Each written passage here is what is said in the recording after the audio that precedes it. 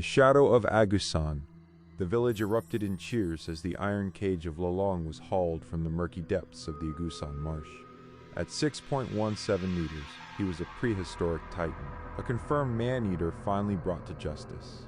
The elders declared the water safe, and the hunt for monsters was officially over. But Raoul, a veteran tracker, couldn't shake a chilling observation during the celebration.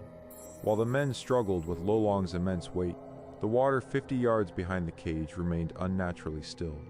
A massive, dark shape had hovered just beneath the surface, watching the capture with cold, patient eyes. Driven by a gnawing suspicion, Raoul decided to return to the marsh alone that very night. He paddled his small wooden kayak into the bottomless sector where the sago palms grow thick. The air was heavy, smelling of sulfur and ancient rot, undisturbed by any breeze. Suddenly, the water began to hum, with a low-frequency vibration that rattled Raoul's teeth. It was a sound deeper than any crocodile hiss he had ever heard in his life. He clicked on his flashlight, the beam cutting a weak path through the thick, swirling mist. He saw a ridge of mossy scales break the surface just a few meters away.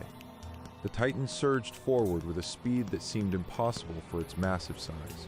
With a terrifying wrench, the creature's jaws clamped onto the side of the wooden kayak. Raoul was launched into the black, suffocating muck as his boat splintered into useless toothpicks. He scrambled frantically onto a floating peat mat, his heart hammering against his ribs in the silence. The monster didn't strike again, it simply watched him from the depths. It sank back into the abyss without a splash. Raoul arrived back at the village at dawn, drenched, shivering, and covered in the swamp's black mud. His hands were sliced open from the splintered wood. He collapsed in the town square, gasping for breath as the early risers gathered around him. "It's still out there," he screamed to the skeptical crowd. "Lolong was a child compared to what I saw. It's twice as long, maybe even more," the mayor sighed, patting Raoul's shoulder dismissively as if comforting a child. "The shock has taken his mind," they muttered, convinced he had simply hit a log.